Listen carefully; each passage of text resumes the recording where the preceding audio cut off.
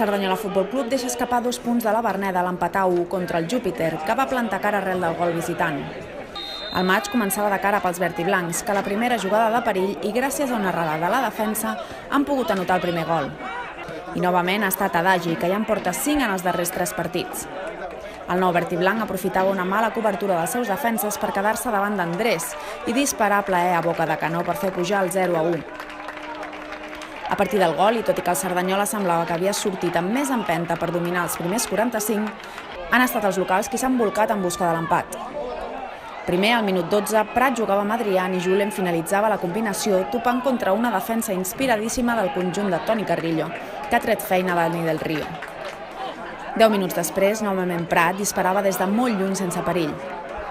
El Cerdanyola Futbol Club ho ha intentat al minut 20 en un parell de jugades de córner que no han donat cap ensurt. Passat l'equador del primer temps, el Júpiter teixia de nou una jugada combinada que Eric Blasco finalitzava de cap molt desviat. Però 5 minuts pel xiulet del descans ha arribat el gol local, en un xut des de fora de l'àrea de Julen que sorprenia del Río, que caronava l'esfèrica però no aconseguia aturar-la. Amb l'1-1 es marxava a vestidors. Els primers compassos del segon temps han estat també pels locals, que es veien a temps per remuntar el partit. Al 53, en un error en un refús, Adrián aconseguia trencar el fora de joc, però es precipitava en el xut i Dani del Río atrapava sense problemes. Després d'uns minuts d'anades i vingudes, al 71 el Cerdanyola Futbol Club ho intentava amb l'entrada al camp de Daisuke. Combinaven Adagi i el japonès en una acció que acabava amb el refús d'Andrés.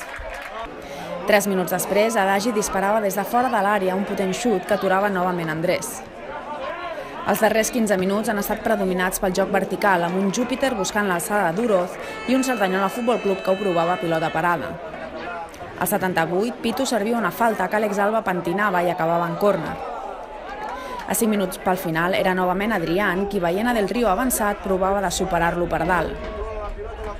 3 minuts després, Rucci disparava una esfèrica que Àlex Alba treia gairebé de línia de gol en la darrera oportunitat clara del partit pels locals. A instants pel xiulet final, Jota intentava l'última pels visitants en un xut creuat que marxava fregant el pal esquerre d'atac.